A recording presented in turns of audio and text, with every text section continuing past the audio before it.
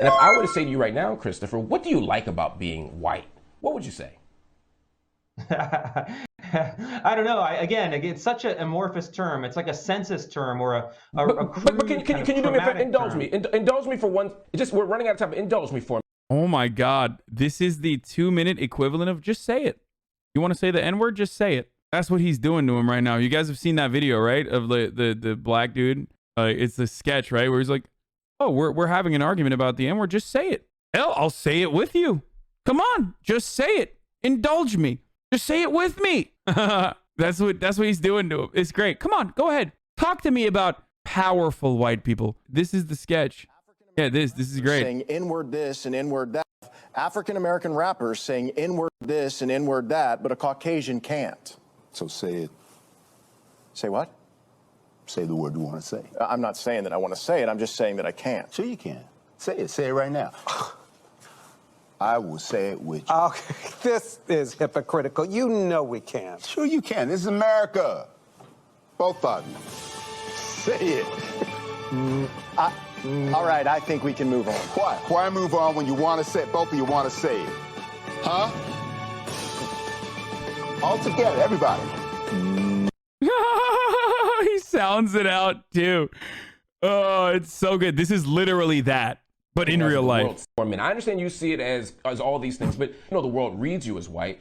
And if you were to ask me some things I like about being black, I could talk about cultural norms, I could talk about tradition, I could talk about the kind of commonalities I feel around the diaspora. If I were to ask you what, particularly if you're saying whiteness is a thing that is being constructed as negative and shouldn't be, name something positive that you like about being white.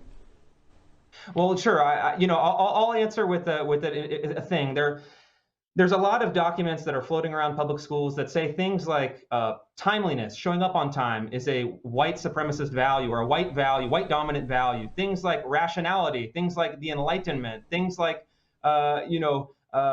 objectivity, and these are very strange things to be ascribed to a racial identity. My view is that these are actually. So why aren't you saying it then? Give me some positives about being white, motherfucker.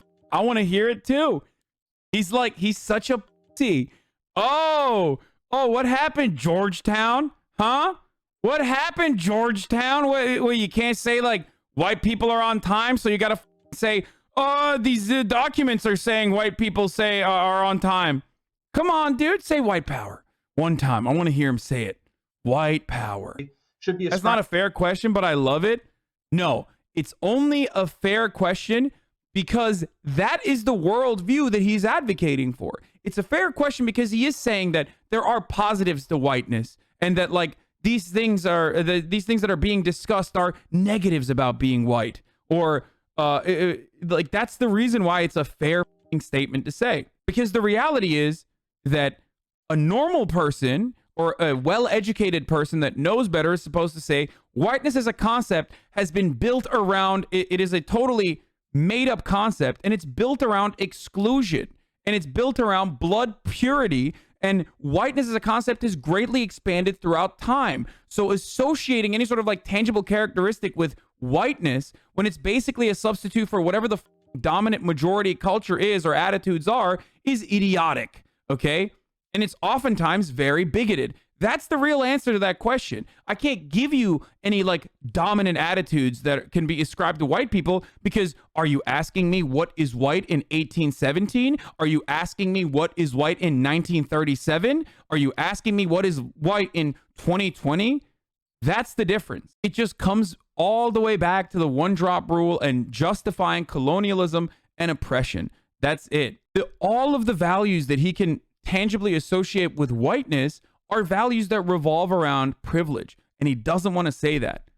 What are the best parts about being white? I don't know. Not having to worry about cops murdering me when I get stopped. All of a sudden, you literally sound like the critical race theory guy. What happened? Guess what? Because the critical race theory guy and all the written is literally, absolutely, without a fucking doubt, written from real experiences. But he has to on that while simultaneously maintaining the position that he's like actually the rational one here. To every individual human being, regardless of whatever racial category we impose on them. But Christopher, that doesn't answer the question, though. You're telling me you're making straw men about things that are ascribed to whiteness that you think are wrongfully ascribed to whiteness. I'm saying if whiteness isn't a negative thing, and there's something that you actually, and that whiteness actually shouldn't be constructed as all negative, name something positive about being, that you believe is positive about being white. Again, I don't buy into the framework that the world can be reduced into these metaphysical categories of whiteness and blackness. I think that's wrong. I think we should look at people as individuals. I think we should celebrate different people's accomplishments. And again, I think the idea, you mentioned Ignatieff. Ignatieff says the goal is to, quote, abolish the white race. In any other context, this would be interpreted as a near genocide. Okay, that's contradicting. That's contradicting. Here's why he's contradicting himself literally in the same sentence. Before his sentence is over, his main point contradicts his original premise.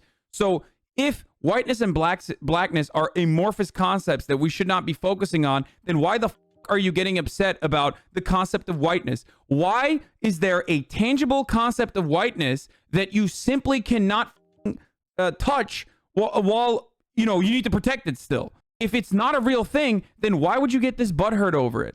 If it's not a real concept, if whiteness in and of itself is amorphous and intangible, intractable, then why are you this butthurt about abolishing the concept of whiteness? Why? Because maybe it is something that is tangible. That's precisely why. Genocidal slur. I don't buy into it. The reason I'm not going to answer your question is I reject that categorization. I think of myself as an individual human being with my own capabilities, and I would hope that we could both. So if it's, again, like your entire argument revolves around like how much you hate that whiteness is being attacked, like whiteness is being associated as like a negative quality. So if it's amorphous and completely made up, then why would you get upset about something that's completely made up? Just say that it's completely made up and admit that these like critical race theory seminars are just another way to like justify paying these like Yale graduates that you literally graduated from college with, that are working in neoliberal think tanks, and it's like a never-ending cycle of like just funneling money through one institution to the other. It's so dumb. Abolish the white race. In any other context, this would be interpreted as a near genocidal slur. I don't buy into it. The reason I'm not going to answer your question. Here's the big difference, by the way, between whiteness and blackness. Okay, there is such a thing as black culture, but there is nothing like white culture. You want to know why? Because black culture was crafted and concocted by African slaves living in diaspora. Okay? Because of colonization. Because when black slaves were stolen from their lands and raped and murdered and forcibly sent overseas to do slave labor, they were robbed of their ethnic backgrounds. They were robbed of their cultural identities. So they had to create a new one. That's why there is such a thing as black culture. But that's why when you say white culture, you're like, what the is white culture? You have to recognize this. And that culture is based within, rooted within oppression and the shared struggles that they have gone through in most parts of the world. There is white culture. Look at European history. Why does this always have to be a competition? European history is not white culture, you moron. How is European history white culture? What the is white in Europe, dude? Are the Romans white? Are the Greeks white? Were they white? Are Italians white? I thought they were swarthy. You just literally equated Europe with white. And not only that, because that's European culture, you you semen demon, okay? You Jacobian devil, you. But secondly, culture of that sort has never existed in an insulated environment. When you white devils were dying because you couldn't wipe your asses in Europe, Islamic culture was having its golden age and preserving important text and materials so that the world could continue advancing. Culture has never existed in a vacuum, okay? Christopher Rufo has become one of the go-to critics of critical race theory. Here he is essentially giving the game away. For Rufo, it's all about branding, and the audacity of his charlatanry is breathtaking. We have successfully frozen their brand, critical race theory, into the public conversation and are steadily driving up negative perceptions. We will eventually turn it toxic as we put all of the various cultural insanities under that brand category. The goal is to have public read something crazy in the newspaper and immediately think critical race theory. Why is he writing that? Why is he giving the game away? I mean, this is what he does at the think tank. You're losing the radical whites. I mean, that's so dumb, boys. Like, on the one hand, I tell you, like, don't be apologetic or cry about being white or like go up to black people and be like, I'm so sorry for slavery. Like, you're an idiot. Don't do that. And any liberal that tells you that's what you're supposed to do, like, off. Okay. But also simultaneously, don't be a asshole and deny the historical context of the shared struggle that black people experience. You don't have to own whiteness in one way or the other when it's a completely made up concept. Unless you like literally are talking about Nazism, which is, I guess, you know, some kind of white culture. Yeah, not that long ago, a Rufo wouldn't even be white. Yeah, that's the other part of this is like Christopher F. Rufo. Like, are we white right now? Were we white that long ago? What's going on, dude? Are the Spanish that speak Mexican in Europe white? He's joking, right? I'm just saying, chill with the divide, man. There's white culture and black culture. No, there isn't. Like, there is no shared white culture, dumbass. Explain to me what shared white culture is then. And you will run into that same problem that this idiot did. Like, what's white culture? Say it. Say what white culture is then. Unless you mean colonialism, and that's just the oppressor's culture, okay? You just tagged white on top of that. It's just not the same. Are you telling me that some white dude living in like a rural ass town has the same lived experience or the same same values as like a fucking white dude living in the city? But the reason why the black dude living in Alabama and the black dude living in Los Angeles have a shared lived experience and can say like this is black culture is because the black dude living in Alabama and the black dude living in Los Angeles, if they are African descendants of slaves, don't say, "Oh, this is my Ethiopian culture," because they can't say that because they don't know. You get it? When you're an African American person, when you're black, you don't know half the time. Okay? Unless you immigrated here, and even then, there's still the shared struggle that you experience under whatever, with respect to the time frame, whatever kind of systemic racism is existing in America at the time. There is no shared black culture, only shared black American culture. The black man in Bama and LA does not have a shared cultural experience as the black man in any country in Africa. I feel this framework isn't understood. This is an American conversation. Yeah, it is.